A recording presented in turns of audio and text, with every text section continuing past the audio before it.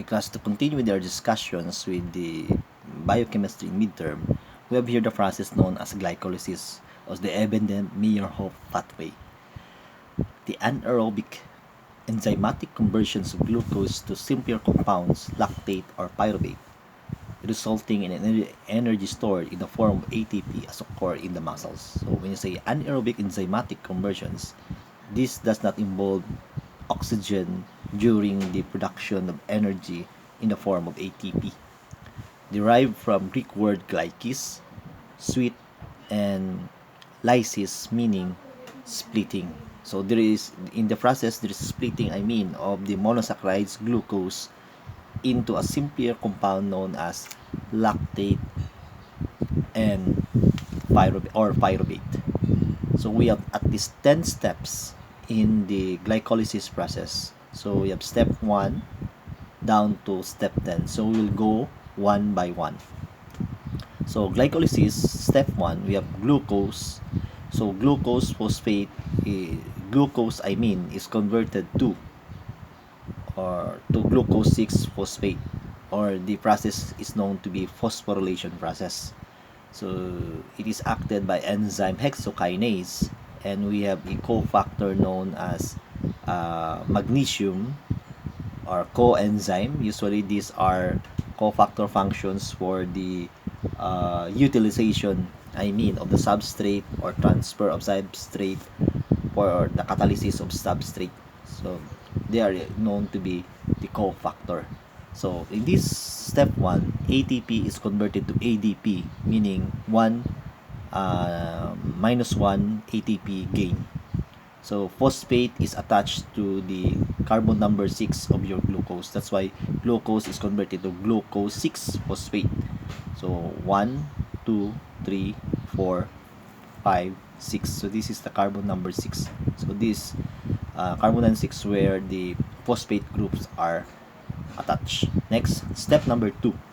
Yung product ng step number 1, the glucose 6 phosphate or G6P is isomerized to fructose 6 phosphate.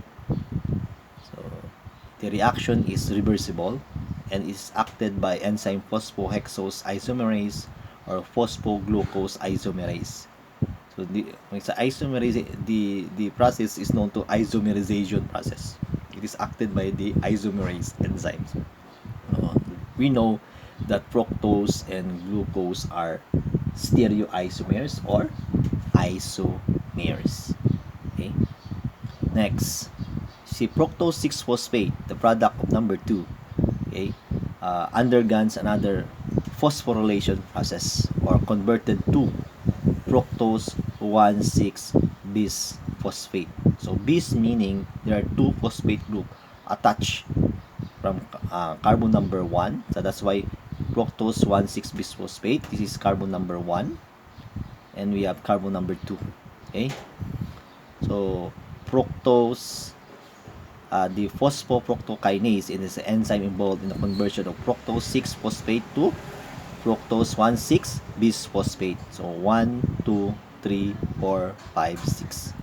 So ATP is converted to ADP. So 1, so minus 1 ATP. Mga minus 1 class,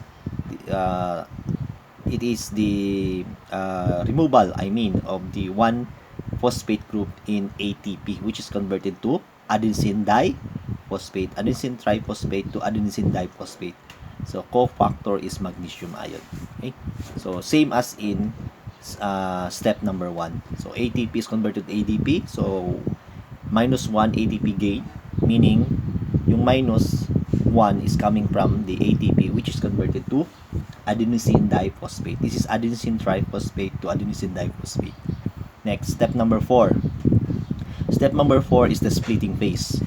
So fructose 1,6 bis phosphate is converted to dihydroxyacetone phosphate to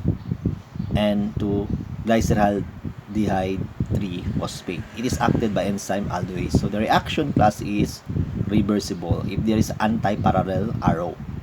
Okay, this is known to be reversible reactions. So in step 4, there is what we call another step. Under step 4 is step 4A, wherein the dihydroxyacetone is converted to glyceraldehyde 3-phosphate that is acted by enzyme triose phosphate isomerase. The reaction is reversible. Okay? Basta makita ka mo ng anti-parallel arrow, it is known to be reversible reactions.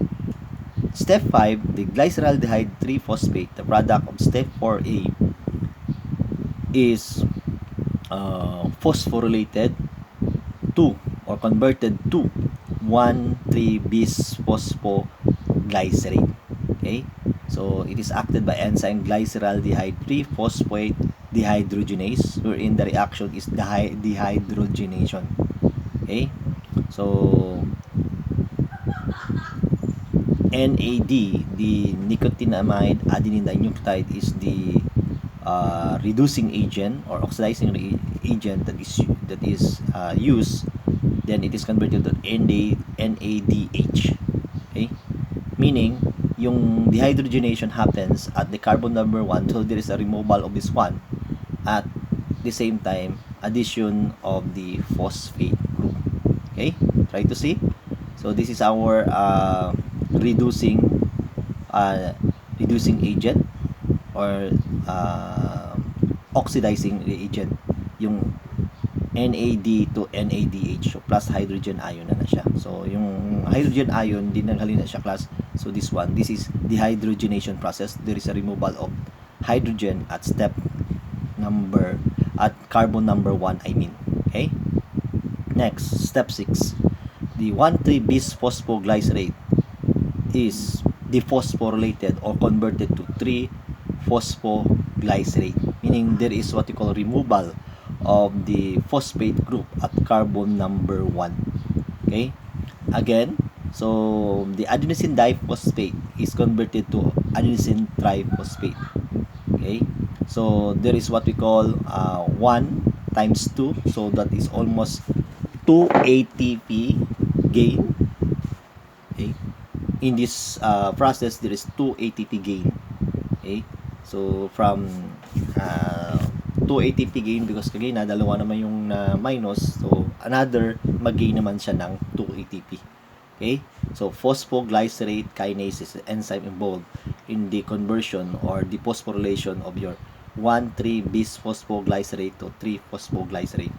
So it is acted by enzyme phosphoglycerate kinase. Next, step number 7. So step number 7 is a series test down to step number 8. Si 3-phosphoglycerate class is converted to 2-phosphoglycerate, okay, or isomerized to 2-phosphoglycerate. So if you try to say this is carbon number 1, so ang phosphoglycerate mo nag-transfer lang sa carbon number 2.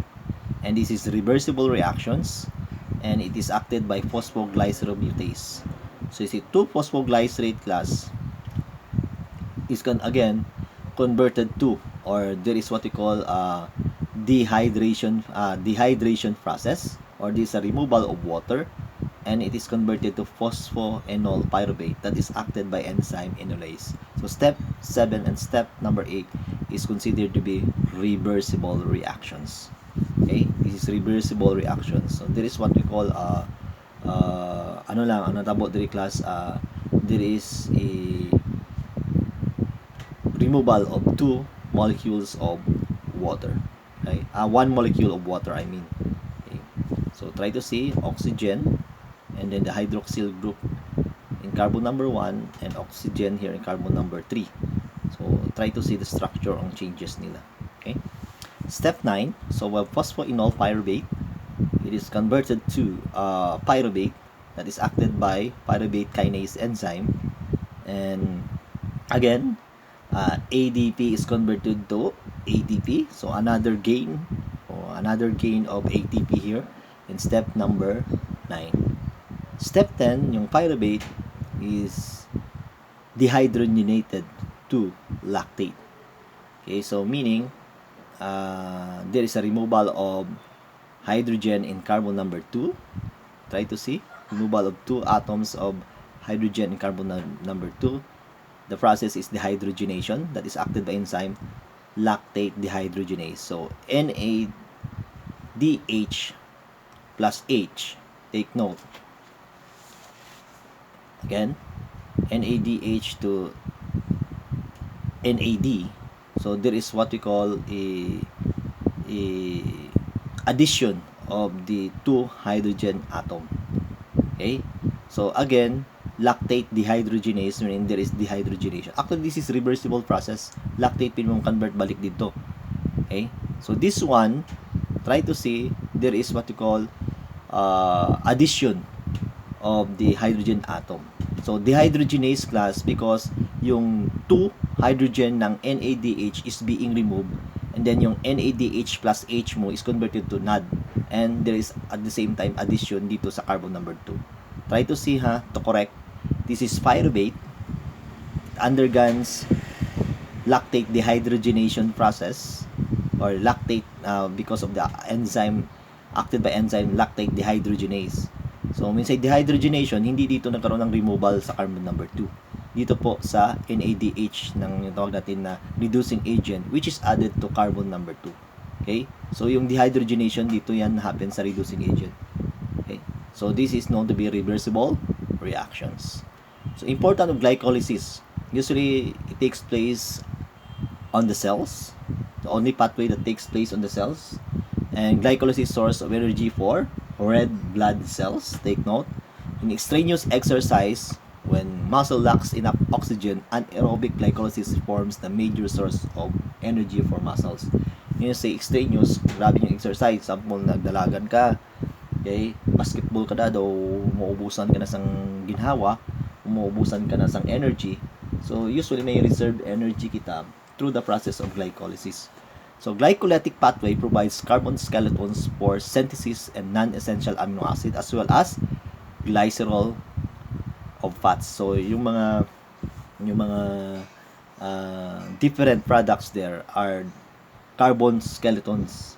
So, parang skeletal forces la for the productions of amino acids or proteins. So, most reaction of glycolysis are reversible, which is also used for gluconeogenesis. So later on, we'll discuss this one after finals to different reactions. So yung first natin na metabolic process is glycolysis. So significance of lactate production. Number 1, what is the significance? Under anaerobic conditions in erythrocytes, under aerobic, pyruvate is converted to lactate by the enzyme lactate dehydrogenase. Okay, this is aerobic. And lactate is transported out of the cells into the blood circulation, which plays the important role in different biochemical pathway also. Okay, so energy yield, we have number of ATP per molecule glucose in glycolytic pathway. So step 1, -1, yes, from ATP to ADP. Phosphofructokinase -1. Step 6, so we have 1 times 2, that is almost 2 energy. And 9, pyruvate kinase, ATP 1 times 2, that is 4 minus 2. Usually, ang tanan-tanan na gain is only 2. Okay? Kasi 4 siya, minus mo yung dalawa, 2 yung ATP na gain nila total. Energy yield in number of ATP per molecule of glucose of glycolytic pathway under anaerobic. So, under aerobic, itong kaginaya anaerobic. Dito, aerobic. So, hexokinase -1. Sa glyceraldehyde 3-phosphate 3. Almost, ang 1-3, almost the same. Ang 5, we have NADH, so 2.5 times 2. Sa step 6, by bisphosphoglycerate ATP, 1 times 2. Pyruvate, this is pyruvate kinase. Okay, ATP is 1 times 2. So, almost 9 minus 2. Again, so 7 ATP gain.